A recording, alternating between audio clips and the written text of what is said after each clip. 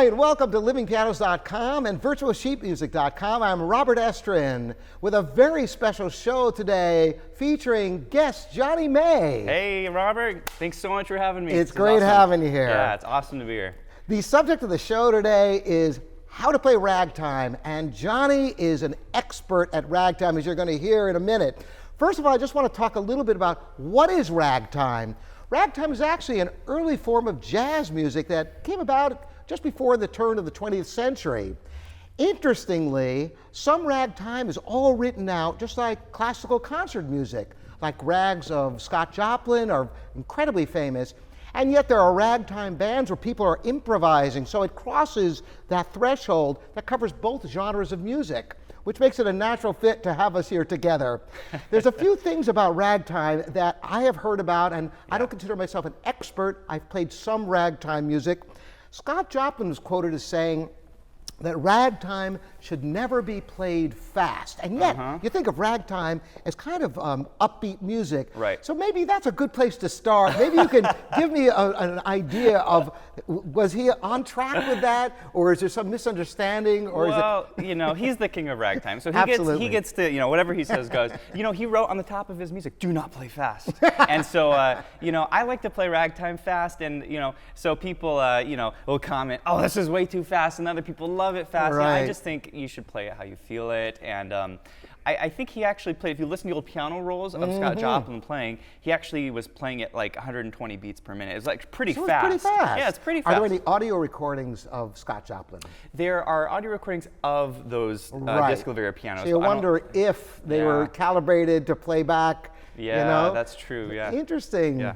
Yeah. The other thing that I think a lot of people who are not really familiar with ragtime music, they make the mistake of playing kind of that swing feel, da-da-da-da-da, which ragtime really, that was not in vogue yet. Right. However, what does differentiate ragtime music from other styles of music is the syncopated rhythms. Right. Things that are off the beat, and I tell you, when you listen to ragtime, it's almost impossible not to move. Right, exactly, because of the syncopation. Exactly. That's what it is. It's that, you know, syncopation is basically where you have a strong beat in the left hand, and then the right hand is playing against that beat. It's almost like a dance, and and it works really cool. So, I wanted to have you do like a demonstration. I thought what was like some popular song, like could you like do a little, just a little arrangement of Mary Had a Little Lamb, so people could hear what you could do with a simple tune like that in a ragtime style. Sure. Yeah, well, I was just gonna say, like, here's a song everyone knows with syncopation. Okay, all right. Here we go. Great. So here it is.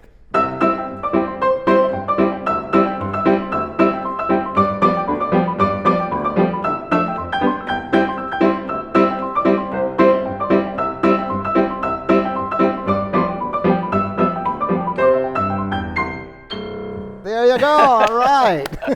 So you can take any song and do it in ragtime. That's the crazy thing. You know, you don't need it doesn't have to be this old, like, 100-year-old song. Like, and that's something I enjoy doing, is taking songs on the radio and ragifying it. So are there, just for our audience, I'm sure they're going to, and we got to talk more about this, but I'm having so much fun listening to you. Yeah. Is there something that's very popular and contemporary that you've turned into your little magical ragtime style? Actually, as a matter of fact, yes. I did an arrangement of Wake Me Up by Avicii, and that's done really well on YouTube, but I turned it into a ragtime tune. And Avicii, you know, if you know the tune, it's this electro, you know, it's this dance tune, but, you know, it's got this little line, you know. So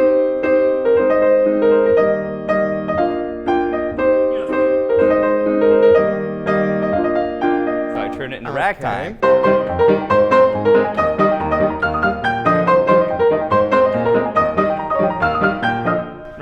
Now, just for all the classical aficionados out there, you could take a classical piece. As a matter of fact, when you first got here and started playing this piano, I heard you, and I said, wait a second, isn't that Beethoven? The Ode to Joy from his Ninth Symphony? Yeah, sure. If you could play a little excerpt of that, see if you could hear the melody here, because it's kind of hidden in there, but it's there. Yeah, this is Ode to Joy. This isn't technically ragtime. It's actually more of a swing tune or a stride tune, but it sounds a lot like ragtime. Okay. So here's Ode to Joy.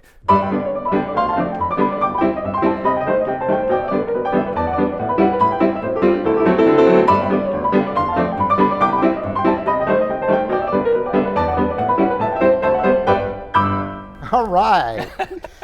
I think one of the biggest challenges with ragtime, particularly if you're reading it, it's almost impossible because the octave chord, jumping in the left hand. Yeah, sure. Do you have any tips for people? How do you get that so you can be fluid and accurate with the constant jumping around like that? Sure, and you're absolutely right. Like, it's not a classical technique, and I'm classically trained. I never learned that stride pattern, and it's a really interesting technique. But you know, you can simplify it. I like to do big jumps, you know, where I'm way down here on this low C. But you can actually simplify it and just go, you know, kind of up to, like, you know, I'm playing a C chord. This is C chord. That's just an octave. Yeah. You know, so you can do that, and then there's little techniques where you can just play 2 notes out of the chord. I like to play 3, but you can just do. So you can keep a closer distance between the bass note and the chord. Exactly. Yeah. Now, I'm curious. It's just a thought occurred to me. Sure. Because you're doing all these leaps, and of course you have a right hand part. Are you just constantly looking at your left hand, or could you play ragtime successfully with your eyes closed? I could try it. I don't know how accurate I'd be, but We've got editing. So without editing, I don't know if you're putting me on the spot here. You don't have to do it. I'm just curious about sure. that. You know, I look at my left hand actually because the right hand's pretty stationary. I mean, a rag roll, you know.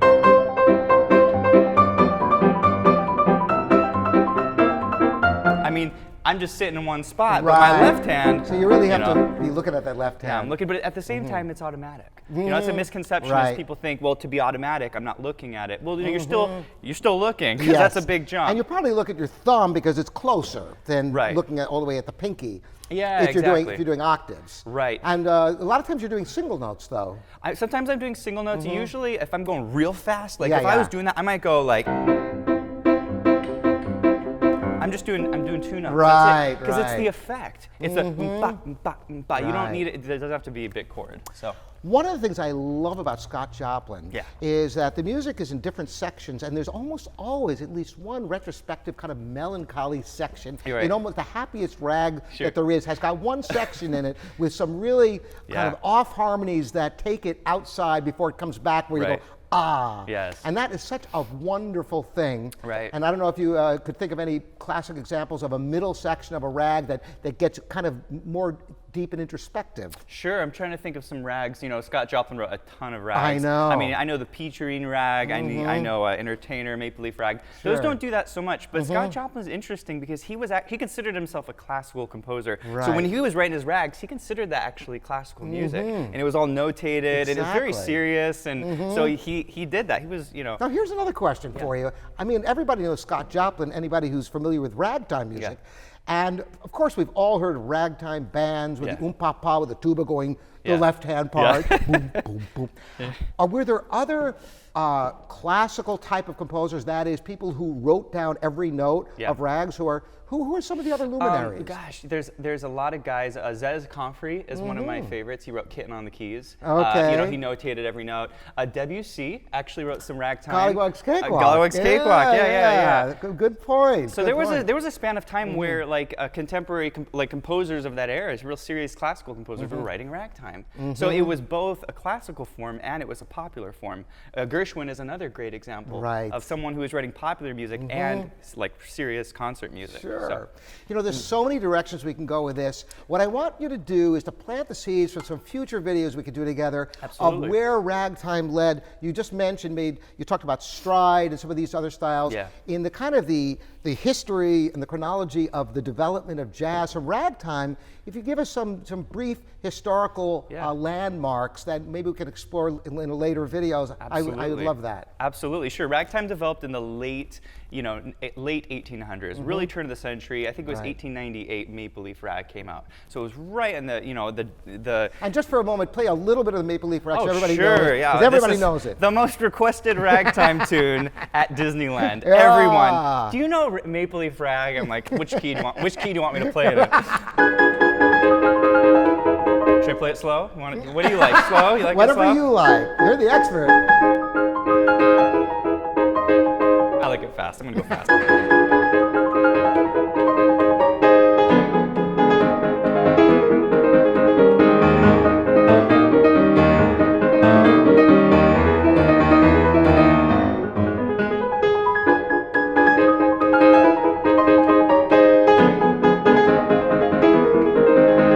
And then the B section, I'll just do a hair of it.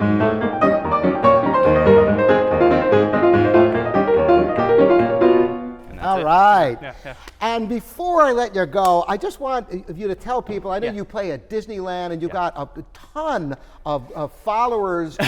Tell people about your website. Anybody who's into ragtime is going to want to go to Jonny May's site. Sure. So tell everybody about that. Well, yeah, sure. So I actually have semi-retired from Disneyland. I played there 9 years as the ragtime pianist, Ragtime Johnny. Sure, my website's called Piano with Johnny. It's an educational website, and I teach all of these styles. I teach ragtime, I teach now jazz, Johnny blues. is Jonny. Sure, Johnny. So just for everybody, so you can find. yeah, sure. And as well on YouTube, you know, you can find me Jonny May, and then the education where we put out lots of lessons is Piano with Johnny. Beautiful. So, yeah. Great. It's a real pleasure having you here. Absolutely. I look forward to more videos with you. Thanks, Robert. Thanks for coming I by. really appreciate it. Thanks so much. We'll see everybody next time. Thanks for joining us. Thanks.